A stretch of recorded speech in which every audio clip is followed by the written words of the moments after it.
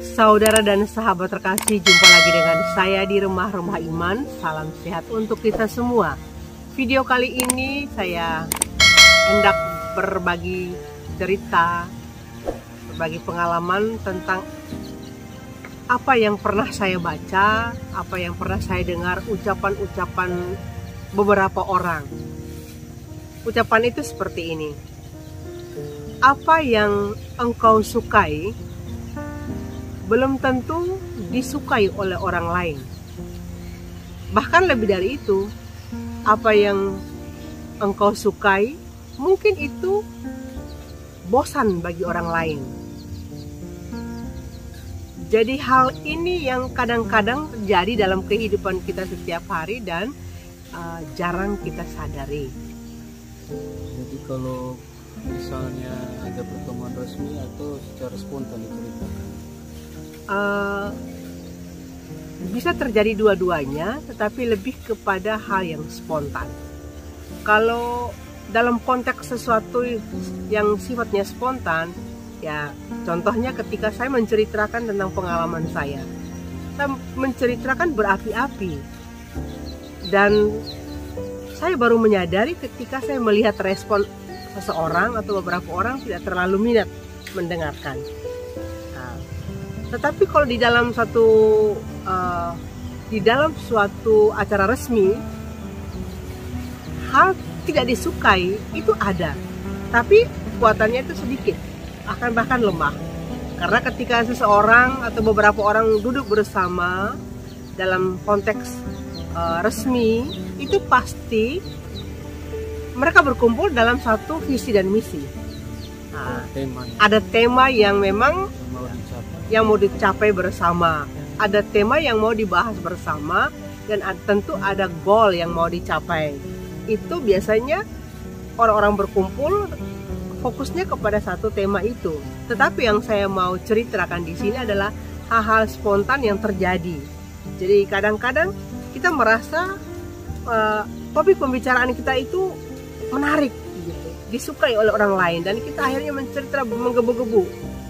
Bahkan saat kita bercerita, kita merasa semua orang yang dengar itu suka, senang. Apalagi itu menurut kita pengalaman baru dan perlu tantangan dan heroik begitu ya. Tetapi di antara beberapa orang yang mendengar itu, katakanlah bahwa tidak semua menyukai, tidak semua senang seperti yang saya bayangkan, seperti yang saya inginkan, dan seperti yang saya maui, begitu ya. Karena kemungkinan besar apa yang saya suka itu tidak disukai oleh orang lain. Apa yang saya senangi itu bagi orang lain itu membosankan. Dan oleh karena itu menjadi sebuah perhatian buat kita, bahwa ketika kita menyampaikan sesuatu, ya lekaslah kita membaca situasi, audiens yang bersama kita, memperhatikan keadaan, memperhatikan waktunya, apakah memang tepat untuk diceritakan atau tidak. Jadi untuk kita yang cenderung spontan untuk menyampaikan sesuatu, apalagi cerita tentang keluarga kita, ada sesuatu yang bersifat spesifik hanya untuk kita, untuk kelompok kita atau keluarga kita, perlulah kita waspada kapan kita harus bercerita, kepada siapa kita harus bercerita atau menyampaikan, dan katakanlah waktu yang ya harus juga diperhatikan.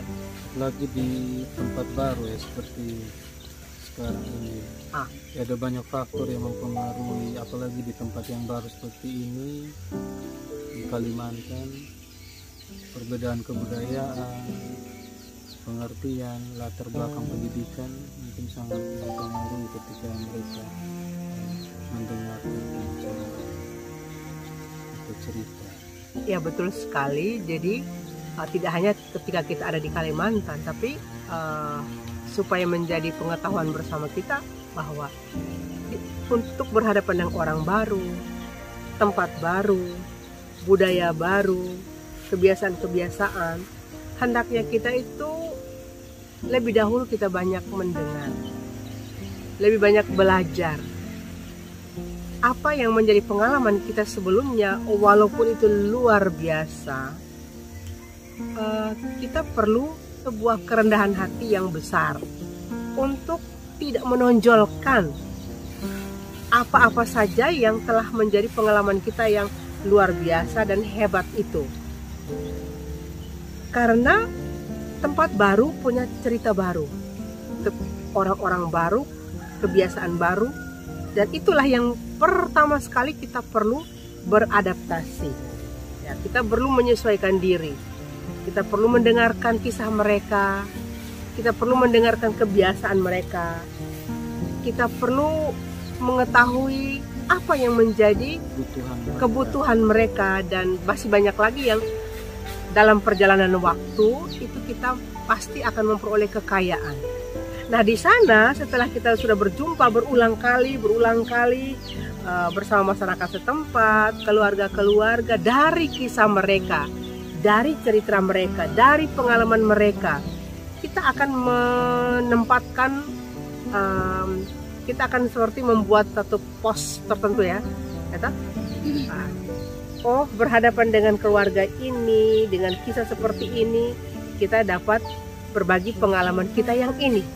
Tidak semua pengalaman yang kita alami sebelumnya itu kita ceritakan begitu saja, tapi kepada siapa, kapan, di mana tempatnya.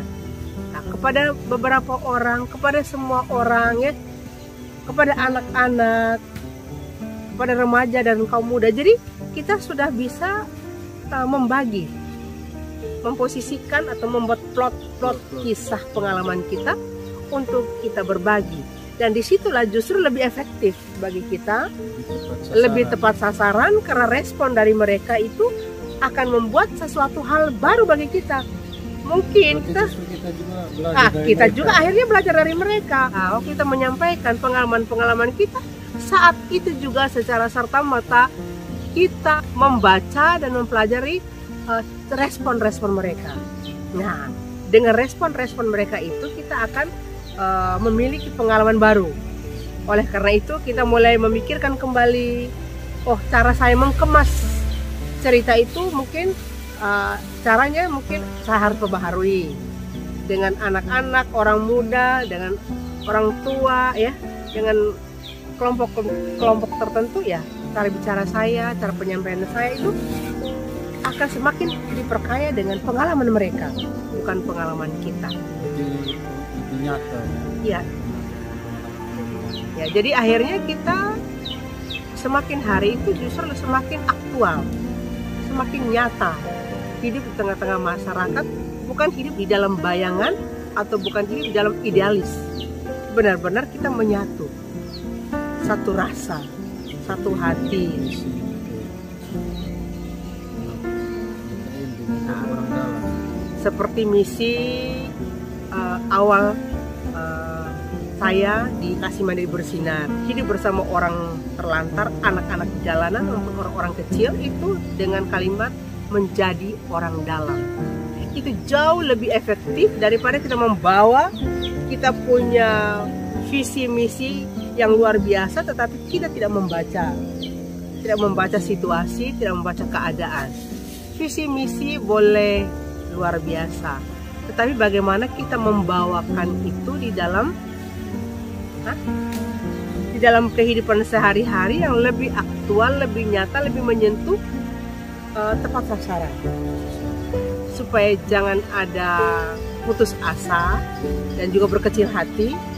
Kok saya bercerita nggak ada yang mau dengarkan? Kok saya menyampaikan hal baik, kenapa tidak respon dengan baik? Kan sudah kita dengar banyak orang bercerita dan berkata bahwa apa yang kita suka belum tentu orang lain suka. Karena apa? Karena di dalam diri orang lain, di dalam diri mereka ada sesuatu yang ingin juga mereka sampaikan, tetapi mungkin waktunya dimonopoli oleh kita. Coba deh kita lebih dahulu dengarkan mereka. Saya percaya ketika mereka didengarkan dan kita memberikan respon yang positif kepada mereka, saat itulah mereka benar-benar punya hati. Hati mereka tuh ada di hati kita. Nah, kalau hati sudah menyatu, cerita apa saja, kisah apa saja seperti gayung bersambut ya. Jadi ketika saya menempatkan kisah kecil ini di dalam kitab suci Injil Matius bab 7 ayat 12, di sana tertulis, segala sesuatu yang kamu kehendaki supaya orang perbuat kepadamu, perbuatlah demikian juga kepada mereka. Jadi ya, saya ingin dia mendengar saya. Baiklah, kalau saya memberikan diri terlebih dahulu mendengarkan mereka. Hah? Itu. Jadi perlakuan yang sama yang kita inginkan orang perbuat kepada kita, kita lebih dahulu. Lebih dahulu itu tidak dalam satu waktu. Berulang kali sampai orang tahu budaya kita itu mendengarkan, suka mendengarkan. Disitulah orang bisa bercerita. Jadi saya ingin orang lain mendengarkan saya, ya saya lebih dahulu mendengarkan mereka. Dan ini harus bersifat ulang-ulang. Kalau hanya sekali belum cukup, 2 kali belum cukup, bahkan 3 kali pun belum cukup. Harus berulang-ulang sampai orang lain tahu kalau kita itu mempunyai tipikal mendengarkan. Pasti orang akan bercerita, pasti mereka akan datang bercerita. Begitu. Bisa menjadi tempat curhat karena kita sudah memberikan telinga terlebih dahulu kepada mereka, dan kita akan mendapatkan banyak telinga-telinga untuk mendengarkan apa yang kita sampaikan. Ini konteksnya kecil ya, yang belum meluas ya. Apa yang saya ingin orang lain itu tersenyum kalau jumpa saya. Ya saya lebih dahulu tersenyum dengan dia. Saya ingin seperti menyapa selamat pagi. Selamat pagi ya. Saya ingin saya bangun pagi bertemu dengan kamu atau bertemu dengan dia atau siapapun. Kenapa nggak selamat pagi? Kan saya yang lebih dulu menyampaikan selamat pagi. Saya ulang-ulang setiap hari, pasti lingkup saya, komunitas saya, orang-orang yang bersama saya menjadi satu kebiasaan dan lama-lama kayak budaya kecil yang dibangun bersama. Itulah saudara dan sahabat terkasih, hal ini menjadi sebuah catatan kecil bagi saya dan juga kedua anggota saya ini, menjadi catatan kecil kita sore hari ini, bagaimana kita menempatkan ya pernyataan-pernyataan beberapa orang bahwa apa yang kita suka belum tentu orang lain suka, bahkan orang lain bosan. Bagaimana hal ini kita tempatkan dalam firman Tuhan Injil Matius bab 7 ayat 12 tadi, dan ini menjadi satu permenungan baru untuk kita seterusnya, supaya kita jangan gampang kecewa, jangan gampang putus asa, dan bahkan jangan sampai kita salah menilai orang. Paham? Sekarang positif thinking ya. Mulai kita positif thinking, dan hal-hal baik itu hendaknya kita lebih dahulu. Kita lebih dahulu memulai, kita lebih dahulu memberikan, dan itu kalau bisa berulang-ulang. Kalau dalam harta dan uang kita pasti nggak punya, tapi dalam etiket baik, perlakuan baik, hal-hal baik sifatnya yang bisa kita lakukan, ya kita lakukan. Semoga permenungan ini menjadi inspirasi juga bagi saudara dan sahabat semua. Tuhan Yesus memberkati.